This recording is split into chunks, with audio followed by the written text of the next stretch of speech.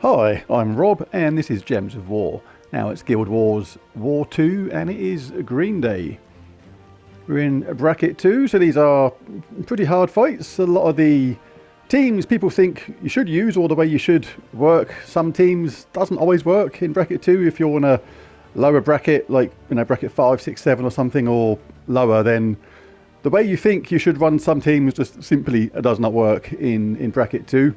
The enemy hits a lot harder, the levels of the players are a lot higher, so everything's a lot tougher than it is in other brackets. So hoping we'll try and get to bracket 1. We nearly got there last time, but we missed out at the last possible moment.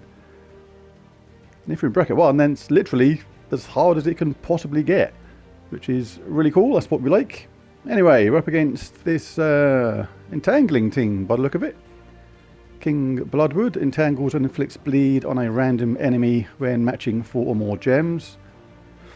Does heavy splash damage, boosted by those entangled enemies. Asmin's Chosen also entangles, and does scatter damage, boosted by the entangled enemies. And Vanalis also entangles and fairy-fires a random enemy, as well as boosting the attack of the first 2 allies. So basically, as long as we can keep Queen Beatrix free from being stunned, and the only way that can happen in this team, I think, let me just check their traits. Right, the only way we can get Beatrix stunned in this is if they manage to cast Essence of Evil and throw it onto Queen Beatrix. Then it could be an issue because we lose our cleanse. But apart from that, there's nothing too scary about this team. Famous last words.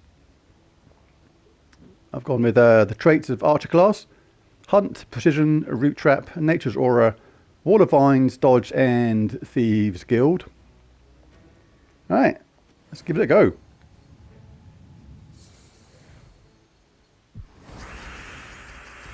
Not tons of green there, so I'm going to try and take it normally rather than cast the Leprechaun, because if this succeeds, then got my Essence of Evil up, and I'm going to cast my Essence of Evil on his hero straight away. So that was pretty effective immediately. Alright, now stop them doing any damage. Let's cast Wild Queen. This is going nicely so far. Yeah. Pretty decent first battle.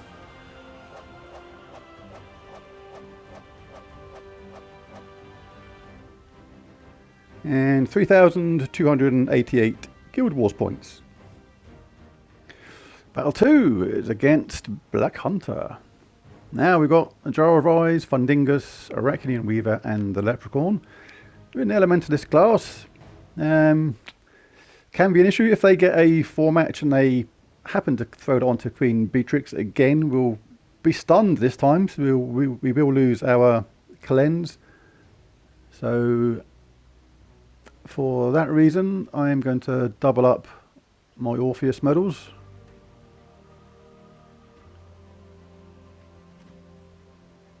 Swap out the Nisha for an extra Orpheus.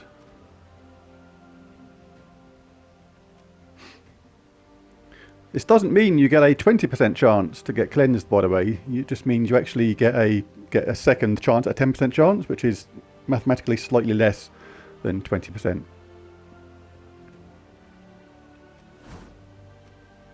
Alright, so I'm going to go with the same team again. I think the same team is okay. Strategy will be the same. Try and get green charged up first. And basically shut down their hero. A nice 4 match on the blue here. And that's a pretty decent start. I'm going to throw that on their hero, who's already become a frog. Switched our team around. It's not too terrible. We've got an extra hit here. Their frog is turned into frog spawn, maybe. Let's reduce their attack to virtually nothing. She took a minor hit there, not too worried about that. Lots of skulls there, so a decent chance to get some hits here. This is going to be another straightforward win. And long may it continue.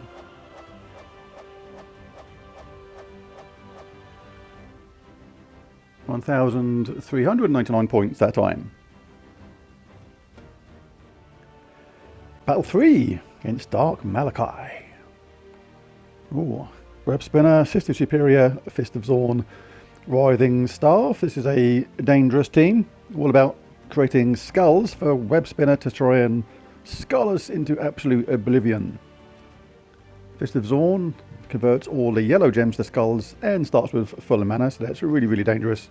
And Sister Superior is there because the AI generally does work this team pretty good. It does tend to cast Sister Superior first, which, if you've got an entangle on Web Spinner, removes that, and then anything like Archer class, where you can start with entangling the first opponent, is rendered useless because Sister Superior takes it away. And then if Fist of Zorn gets the lineup, or they start off with some handy skull alignments, Web Spinner is going to do triple skull damage and start obliterating our team. So I'm going to swap classes for this. I'm going to keep the same team, but Archer class is not the correct team class for this. And like I say, the reason is, ordinarily, in the talent trees, it is really nice to have that root trap, but Sister Superior is going to take that away straight away, rendering that absolutely worthless. And I'm going to change to Titan class for this. And the reason is, let's make sure it's equipped first. We still start with 50% mana start, but impact is really important against something like Web Spinner, because if he gets that hit in, he's only going to do it once, and then when he's inflicted that skull damage, he's going to be stunned, which takes away that really damaging triple damage on the skulls. So that's a half sort of counter to that. It's not ideal, but it's better than nothing. Yeah, I'll keep that one. I think I will keep that, actually, because Wild Queen uses brown. We're going to be wanting that, and Queen Beatrix will generate some brown as well, so that's pretty good. And Rock Solid, really important to get that. If we can get a barrier, then if we can't stop them from causing some damage with Web Spinner, at least we get one barrier to help us as well. That's good. And good. Right. Let's hope for the best.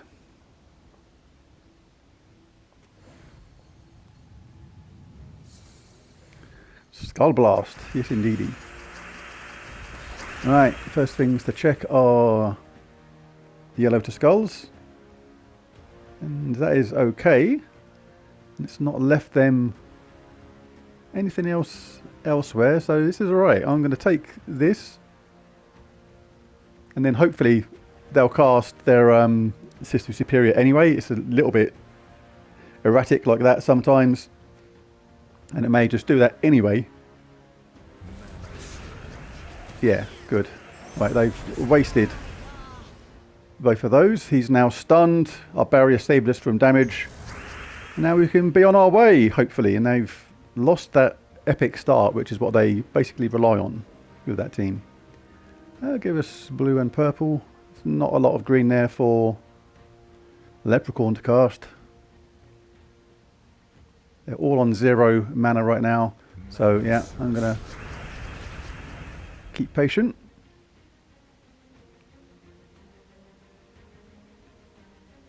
Brown's not ideal, so I'm going to now cast Leprechauns. If we get any luck, well, they got another skull hit then. But at least they're just doing normal damage now. That's the main thing. Right, I'm going to risk this on the first troop. There we go. Right, at least that's the main threat. We have taken another bash, but hey ho. Let's check around if we can get any double drops from anywhere. Got purple and green there, which is nice.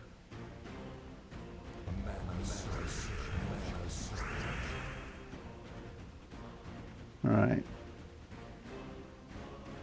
I'm going to cast this on Writhing Staff. That worked out okay. Don't really want my Essence of Evil to die. So 35 life. Risky now. Can either... Right, I'm going to cast it on her first. Play this semi-safe. That saved me there. Now I can cast Wild Queen.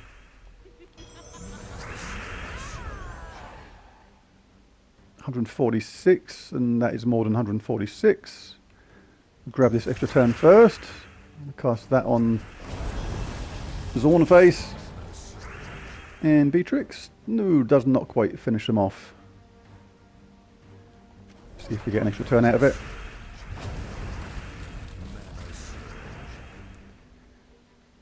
Ooh. Alright, let's see if we can get lucky with skulls. That'll do it. Dangerous team. But the Titan made the difference there on that one. I think that really did help, that stunning the web spinner. When they got that extra 1 or 2 hits in, I think it was, if I was still in Archer class, I would have 100% lost the hero. So that was 1,514 points there. So Battle 4, Puzzle Queen, Leonis Tower, Thrall, Celestial Flask, and Zul'Goth. Good troop in first place, very hard to kill. Stuff like Essence of Evil will not work on this, but their Zul is blocked by Celestial Flask's mana. But that Celestial Flask can rapidly gain mana for the entire team really, really quickly, so do have to be careful of that. And Thrall is a very good mana generator as well, now in Orbeaver. But I think Titan class is still the way to go in this, just for the extra protection of the barriers.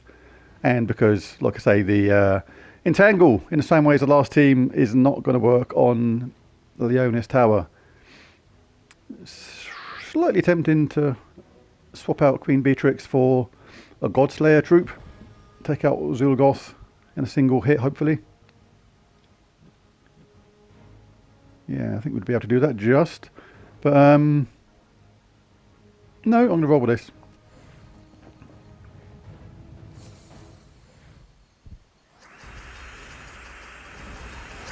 We started off entangled, so this skull isn't going to do... I know we've got cleansed, that's good.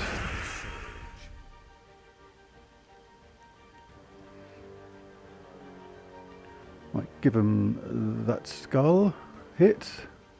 If they, you can skull bait the AI sometimes. If you leave that, they may actually take it. I'd rather have the chance of getting my hero up. So I'll be able to throw Essence of Evil then onto Zul'Goth. We've taken a couple of hits, which is not ideal. Right, let's can't throw it on that, it's impervious.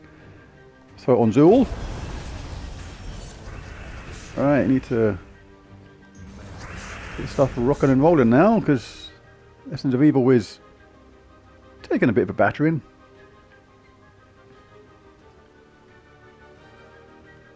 Get rid of that.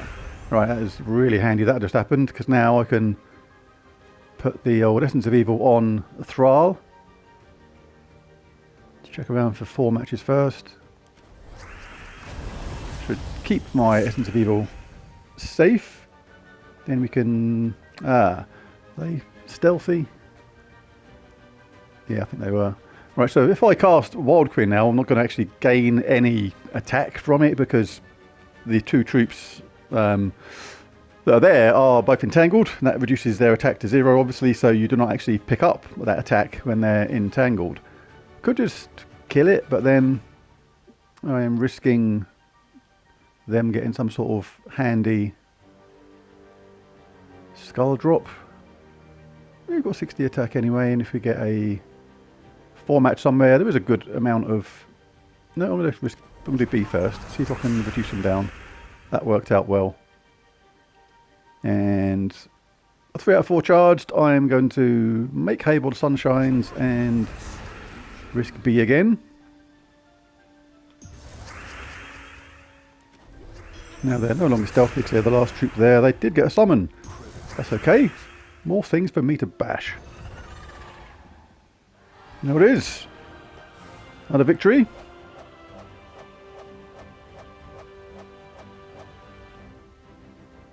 1,648 points that time. Long way to continue. This is going well today. On to the final battle. Exiled Alpha. Classic Goblin lineup. String Fiddler, Norbert's Turnip, King Gobtruffle and Flaming Oni. String Fiddler is going to try and silence us from the start and explode a load of gems to gather mana for their team. And has a Leaf Storm as well, so they're going to get lots of green, because even if we were in Titan class and we started with a Dust Storm which is brown, the fact that that troop is, his storm comes later than ours, overrides our one. I'm actually doing a video which will be put up real soon about how storms work and how the priority order is, so that's quite interesting. That'll be up real soon. And Norbert's Turnip is pretty handy as well. So yeah, but I think this is the right team, but I may switch back to Archer class for this.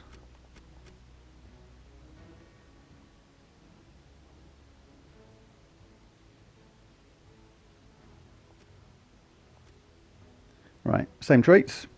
Not sure if I showed the banner before, but it's +2 green, +1 purple, -1 red for this team.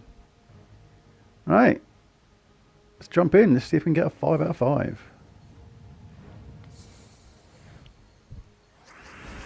No green, but lots of yellow, which we don't use, so this is not the perfect start. We're hoping to get some green after this. Who's got a red storm then?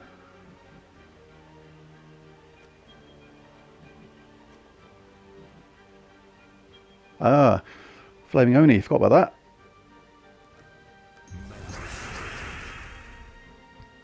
Alright, very important we get started before this team. If this team gets rocking and rolling first, we could be in for an absolute world of pain, and there's not a lot of green going on. So this is super dangerous right now.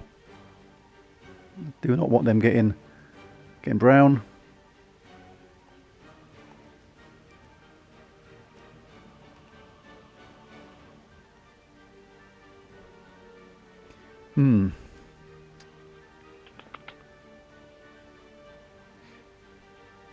Bit risky casting Leprechaun. There's not a lot of green there.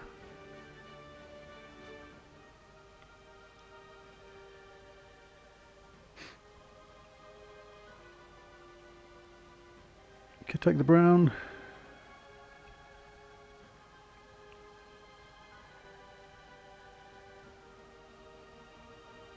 I cast Leprechaun.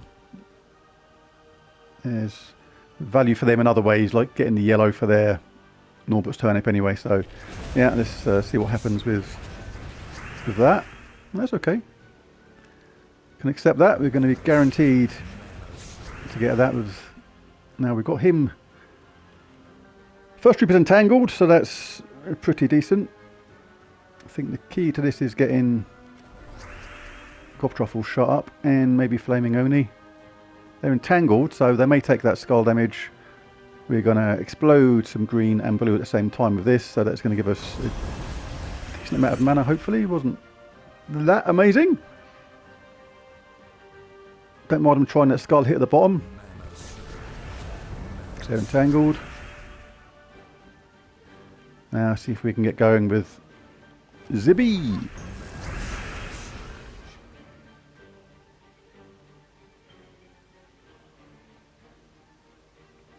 Right, we're going to pick up some blue with this anyway.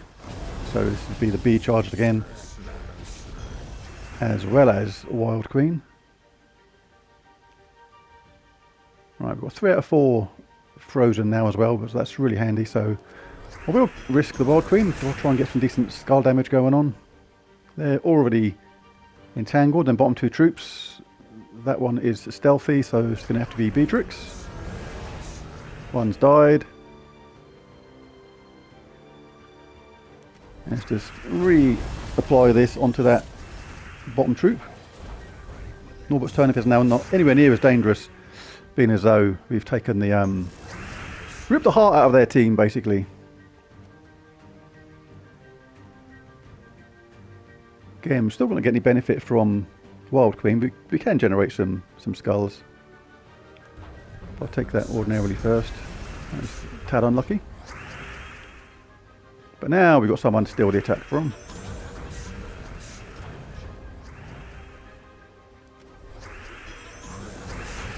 And there it is. Nice victory. Second 5-0 day in a row. 1,768 points for that match.